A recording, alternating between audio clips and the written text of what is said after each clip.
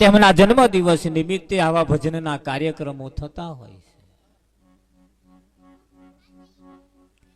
જન્મ દિવસ તો બધા બહુ લોકો ઉજવે છે. મોટી મોટી પાર્ટીઓ રાખે, મોજ શોખ કરે, કેક લાવે, એની ઉપર મીણબત્તી રોપે, મીણબત્તી હરગાવે, ફરિયાનો હગાવાલા બધા ભેગા થાય ને પછી મીણબત્તી ઓલવીને ફૂંક મારીને ઓલવી નાખે અને પછી તાલ્યો પાડે.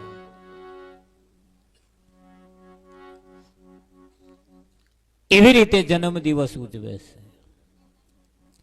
આ જગતનો નિયમ ઊંધો છે.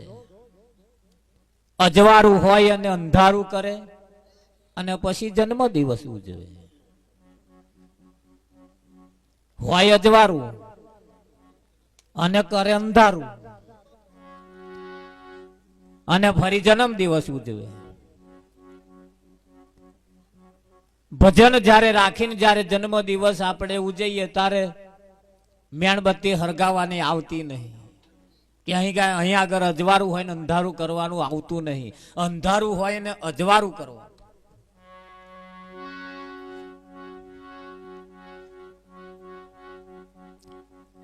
આવનાર બાળક જ્યારે સારા સંસ્કારો લઈને જ્યારે જન્મે ત્યારે તેમને ઘેર આવા જન્મ દિવસ ઉજવાતા હોય.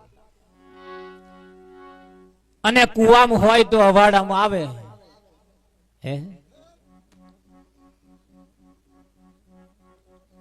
અમારે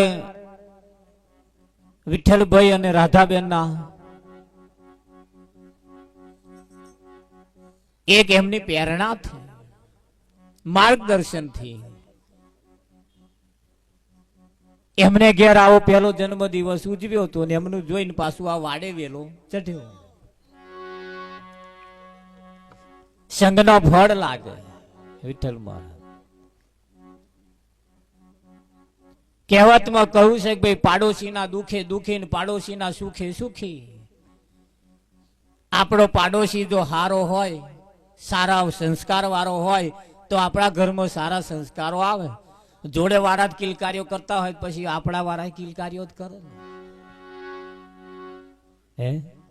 નહીં ભાઈ મેહુલ. એટલે સંઘનો ફળ લાગે.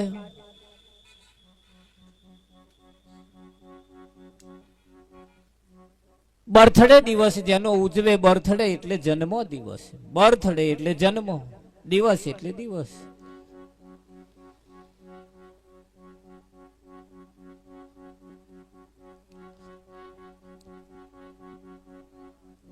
बार बार ये दिन आवे, तुम जियो हजारों साल. आवा नवा जन्म दिवस तुम्हारा वारंवार आवे, हजारों साल तमे जीवो.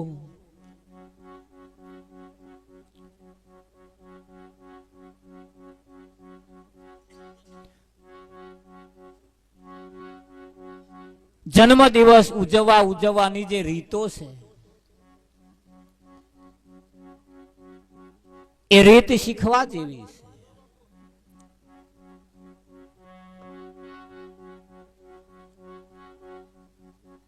આ જન્મ દિવસ નિમિત્તે આવા બધા ભગતો ભેગા થાય. આ બધા ભગતો ભેગા થયા છે. એમની જોડે કોઈ સંબંધ નથી. એમની જોડે કોઈ સંબંધ નથી. આ બધાને એમને આમંત્રણ આલ્યું નહીં હોય. પણ ઘણા ખરા વાયરે વાત જાણી અને ભજનમાં આયા છે. હવે આપણા પરિવાર તો આશીર્વાદ આપે જ, પણ આવા ભગતો જ્યારે આશીર્વાદ આલે, આશીર્વાદમાં ફેર છે મહારાજ.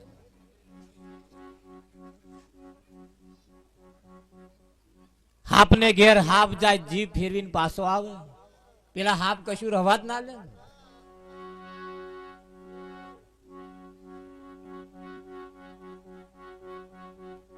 પણ આવું આપણને કરવાનું મન ત્યારે થાય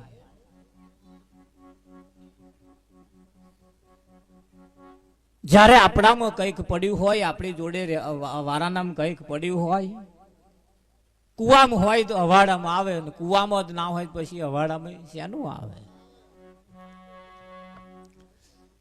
જાગતા રહેજો, સાંભળતા રહેજો, વિચારમ પરમ જ્ઞાનનો વિચાર કરતા રહેજો.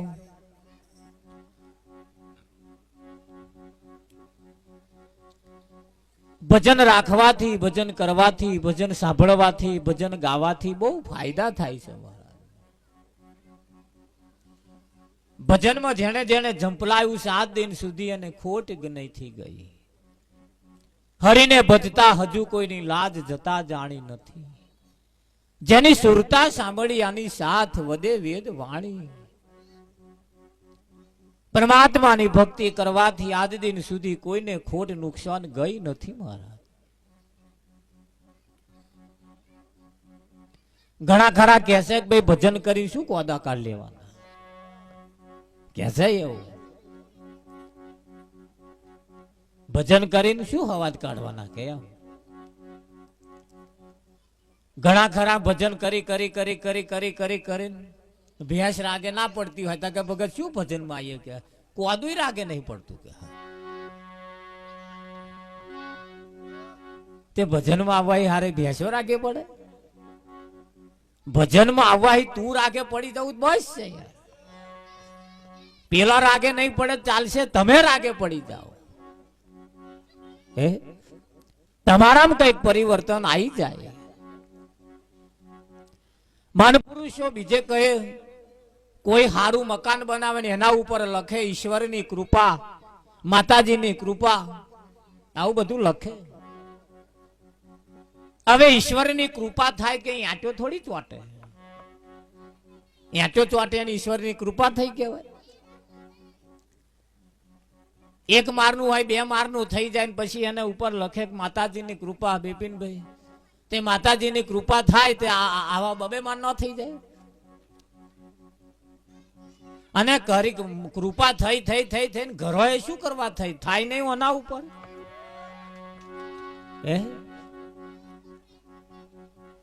માતાજીની કૃપા, ભગવાનની કૃપા, ઈશ્વરની કૃપા, બધાની કૃપા ઘર ઉપર થાય તો ઘર રંગ રોગાન વાળું થાય. પણ આ લાલ્યો એવો ને એવો રહી જાય એનું શું? એટલે પેલા બધા ઉપર કૃપા લખવાનું પડી મેલીને ઓના ઉપર લખાવાની શરૂઆત કરો. ગુરુ મારું નામ લખાઈ લેજો. પ્રાર્થના કરીને કહેવાનું છે ગુરુ મહારાજ મારું નામ લખાઈ લેજો, મારું નામ લખાઈ લેજો, મારું નામ નોંધાઈ લેજો.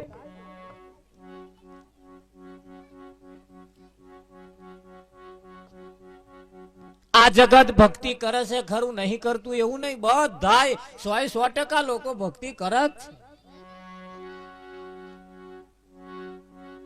કોઈ નુગરા નહીં, બધાય સુગરા છે. બધાય આસ્તિક છે, કોઈ નાસ્તિક નથી. બધાય ભક્તિ તો કરે જ છે. પણ ભક્તિ કેવી કરવી એ હજુ જાણતા નથી. બજારમાંથી 100 રૂપિયાનો ફોટો લાવે, મઢેલો ફ્રેમ વાળો કમ્પ્લેટ, આમ ટીલડીઓ ચોટાડેલો. ભગવાનના કપારે ટીલડીઓ નરી ચોટાડી હોય, ખભે ટીલડીઓ, હાથે ટીલડીઓ, એ બધી તમે જુઓ. એ ફોટા વાળો જે છે ને હાચે હાચો ઘેર બોલાય લાવો, એ કઈ ટીલડી નહીં હોય એના ઉપર.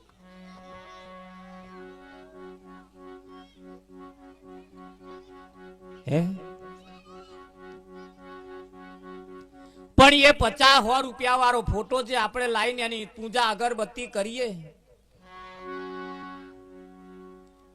પણ એ ફોટા વાળો જે છે એને સાક્ષાત એક વખત તો ઘેર બોલાવો કે ના બોલાવો? હગાઈ કરીને ફોટા હોમા હોમી લઈ લીધા, પછી પાકીટમાં રાખ્યા, રાખે કે ના રાખે? તે પાકીટમાં જ રાખ કરવાના, બસ એમને ઘેર નહીં લાવવાના.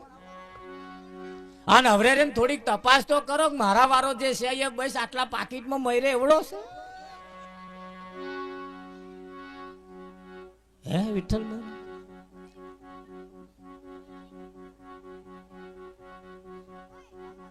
આટલી ફૂટ બાય ફૂટની ફ્રેમમાં મયરે એવડો છે કે નહીં? તપાસ તો કરો પેલા.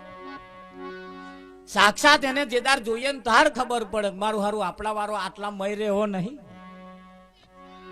હે એક દીકરી ખાલી પરણેલી સાસરે આવે ને વિઠ્ઠલ મહારાજ એ નવી નવી વહુ હોય ને બચારી એટલે ખા ના કરે, કઈ અઢળક ભર્યું હોય ઘરમાં, કઈ ખા ના કરે. ત્યાં એની હાહુ પાય પેલો વેવન ને ફોન કરે તમારી છોકરી ખાતી નહીં, કરે કે ના કરે?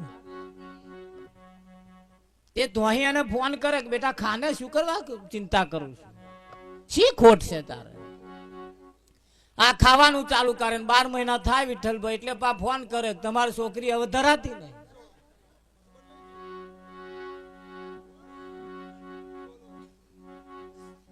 બોલો, ખાતી નથી તાકે ખાતી નહીં, હવે ખા કરે છે તાકે ધરાતી નહીં. હવે ધરાઈ ગઈ તા 12 મહિના પછી પા ફોન કરે કે હવે તમારી છોકરી ઘરમાં માતી નહીં. પણ એ જયારે સાક્ષાત એને ઘેરમાં લાવીએ ને તારાવી ખટાપટ થાય વિઠ્ઠલ મહારાજ. જ્યાં સુધી કાગરિયા પાકીટમાં મયરે એવડા હોય ને તો લગીને આવી કોઈ ફરિયાદ ના હોય. એટલે સમજવાની જરૂર છે, વિચારમ પરમ જ્ઞાનમ, વિચાર કરવાની જરૂર છે. ભક્તિ કરવાની તો છે જ, પણ કેવી કરવાની એને સમજવાની જરૂર છે. બધાય ભક્તિ કરે છો છે જ, નથી કરતા એવું નહીં, બધાય ભક્તિ કરે છે.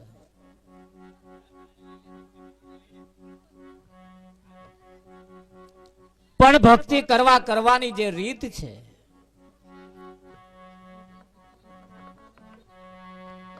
એ જ્યારે ભક્તિ કરવાની રીત પ્રમાણે જ્યારે આપણે ભક્તિ કરીએ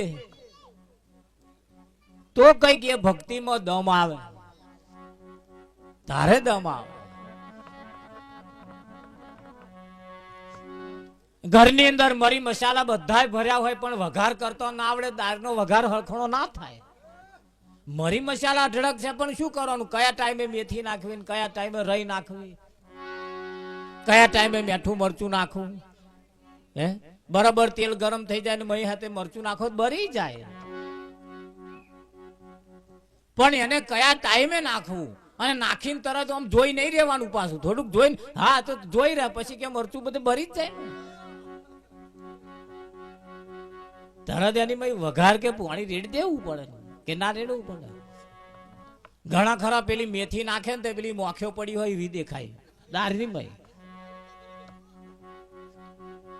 નાખવાની રીત ના આવડી, નાખવાની રીત ના આવડી. અને રીત ના આવડે ને તારે આડોશી પાડોશી ને બોલાવીને આપણે પૂછી લેવું પડે કે ના પૂછવું પડે. હા, અને રીત પ્રમાણે જ્યારે કરીએ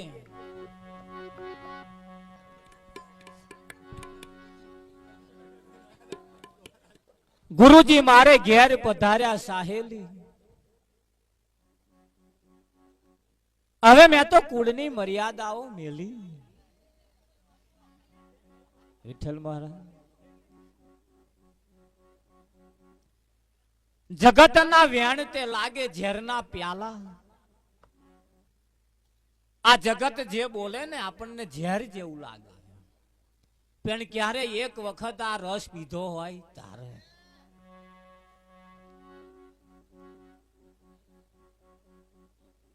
એક વખત જેને આ રસ પી લીધો ને પછી હતે કોક બોલે ને તોય કંટારો આવે. અને જેને આ રસ ના પીધો હોય એને આવ્યું કંટારો આવે. ડાયાબિટીસ થયો હોય અને મોહનથાળ ઝેર જેવો લાગે, ખવાય નહીં. એના ડાયાબિટીસ વાળાને મીઠો લાગે, એને ભાવે બહુ પાછો. જેને ડાયાબિટીસ હોય ને એને મોહનથાળ બહુ સારો લાગે, પણ ઝેર જેવો. ગધાડાના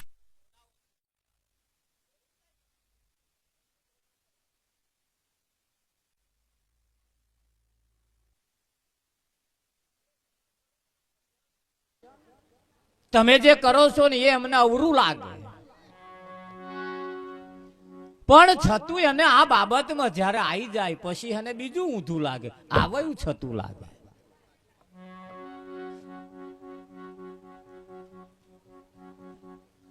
હે ભજન વિના બીજું